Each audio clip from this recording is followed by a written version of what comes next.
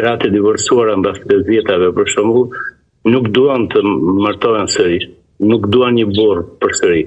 Ndërsa burrat pothuajse gjithmonë duan të rimartohen burrat e divorcuar. Duan të kenë një grua. Dhe kjo tregon që burrat nuk kanë aftësinë në plot mjaftueshme shpërrit praktike, shpërrit dhe aftësitë ekonomike edhe sociale në përgjithësi. Pra, profesor, mund ta themi që një burr do ketë gjithmonë nevojën për një grua. Por janë asjelltas. Po, janë asjelltas. Por e ka nevojën. Zamira, se diskutimi nisi është shumë interesant. Prandaj fëmijët marrin ndjemën e babait.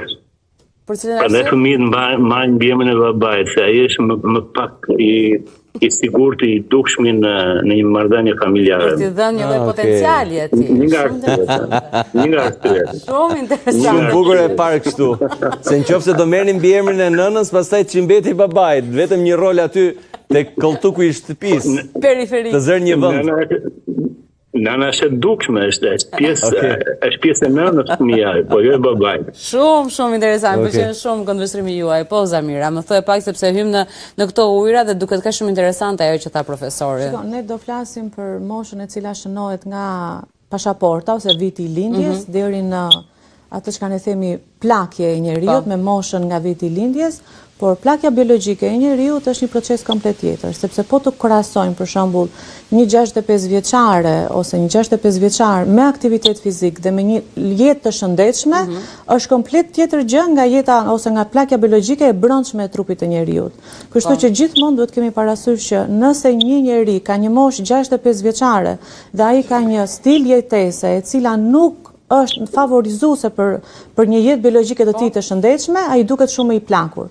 Ndërsa nëse kemi një person i cili bën aktivitet fizik, kujdeset për suplementimin dhe është, si të thuash, në një formë të mirë fizike, muskulare, do thosha për më tepër në rastin e grave, atëherë le të jetë 65 vjeç, nuk prish punë, nuk na prish punë ajo mosha. Sepse mosha biologjike është shumë më e mirë. Strapacimi i rutinës dhe përditshmërisë. Po, për këtë do ndalesha pikërisht tek ajo çka unë vërej në të përditshmën time. Unë duke qenë farmaciste në banak, vërej gjithmonë çiftet, madje i kam kështu para syve, ata personazhet ose pacientët e mi, të cilët janë burr dhe grua.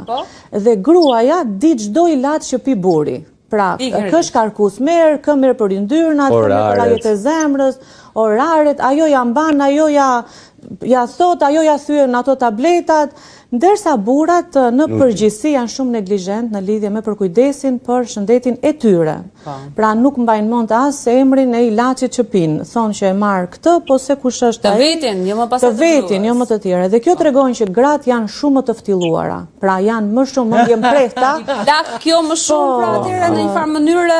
Shiko, unë mendoj që sa më shumë të vihet truri në punë, aq më shumë truri funksionon mirë. Ndërsa sa më pak truri të vihet në punë, aq më shumë i plakur është njeriu, ndërsa nga pjesa e lëkurës, siç e tha edhe profesor Dragoti, kjo është mos e ditur që kolagjeni integrat dhe elastina e lëkurës, mbas menopauzës fillon dhe bien, na fillon na bie që në 25-tat, po atëre degradon më shumë dhe ka një padrejtësi të madhe